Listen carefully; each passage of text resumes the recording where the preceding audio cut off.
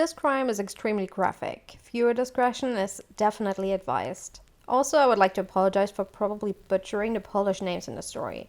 Whether possible, I tried to look the pronunciation up online. Today's story has a shocking resemblance to a very famous movie, Silence of the Lambs. In the movie, a psychotic cannibal named Hannibal Lecter helps a young FBI agent, Clarice Starling, to catch a notorious killer by the name of Buffalo Bill. Bill abducted young women and tried to make a bodysuit out of their skin. And it would only take 7 years for a deranged mind to try and do exactly that in real life. And with that began a manhunt that would last the better part of 3 decades, and involved police forces from many countries, including the FBI. This is the story of the horrible death of Katarzyna Zowada.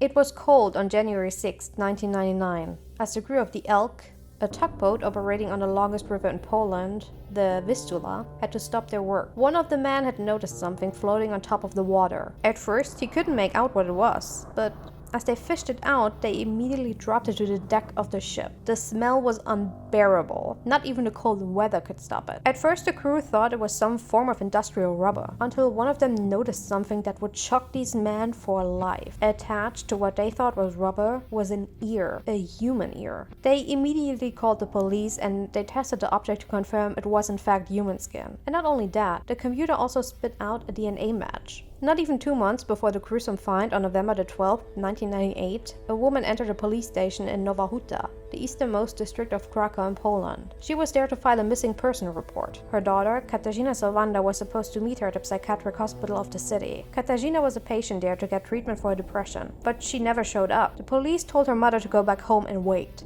After all, Katarzyna was an adult and could go wherever she pleased. It wasn't until the university where she was studying also reported that Katarzyna hadn't shown up that the police finally logged the missing persons record. Katarzyna was described by her friends as a nice girl, but also sad and withdrawn. She had been suffering from depression since the death of her father in 1996. She changed her field of study twice since she started university in 1998, from psychology to history to religious studies. All of this led the police to believe that maybe Katarzyna had unlived herself, but they would soon be proven very, very wrong. 2 months later, and the police were still testing the skin they found in the water, and what they discovered would turn into one of the most gruesome murders in Polish history. What I'm about to tell you next is very graphic, so if you want to jump ahead, I'll put a timestamp in right now. The forensic team that was part of the investigation figured out very quickly that Katarzyna was skinned alive. Her head, her arms, and her legs had been cut off. And the thing that would shock them the most, the skin was prepared in such a way that it could be worn as a bodysuit. The torture and pain that this poor girl went through is unimaginable. After informing her mother that Katarzyna had been found dead,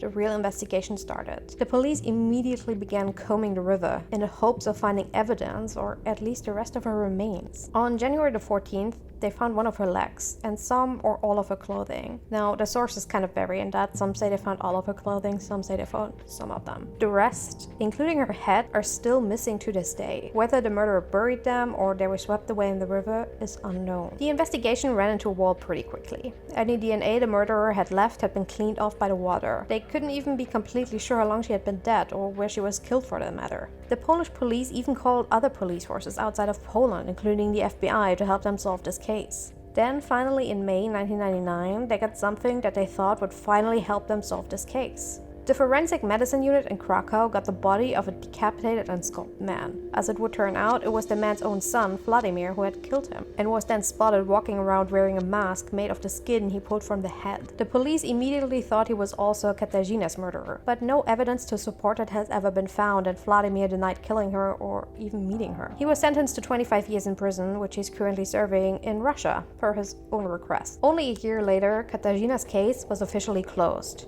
because there was no direction left they could search. But police continued to investigate any kind of credible leads. In 2012, the prosecutor's office officially opened the case again. They hoped that with the help of new developments in the forensic field, they could finally find Katarzyna's murderer. Her remains were exhumated, and a new autopsy was ordered. Experts from a medical university in Wrocław created a 3D model of the injuries Katarzyna had sustained. They came to the conclusion that the killer used a sharp object or tool to wound her on the neck, groin, and in the armpit. They also concluded that this was done to cause her pain and to bleed her out. In 2014, an expert of the FBI working in Europe came to the conclusion that Katarzyna's killer was a sadist. 2 years later, investigators talked to Duarte Nuno Vieira, professor at the University of Coimbra and a specialist in forensics who also worked for the UN to find signs of torture on human bodies. He confirmed what the investigators had always believed. Katarzyna had been tortured before her death. He also said that her killer had been trained in a specific form of martial arts, which the investigators never made public. But seeing as he came to this conclusion, there must have been injuries on her body that the police didn't want to disclose. All of this would finally lead the police to make an arrest. Nearly 2 decades after her body was found, Robert Chandewski, a 52-year-old man, was arrested in Krakow. Investigators found blood in his bathroom, and the bath and the frame were taken for forensic investigation. Robert had already been a person of interest in the murder in 1999, but he was never arrested. But he fit the profile to a T. He was trained in martial arts, knew Katarzyna,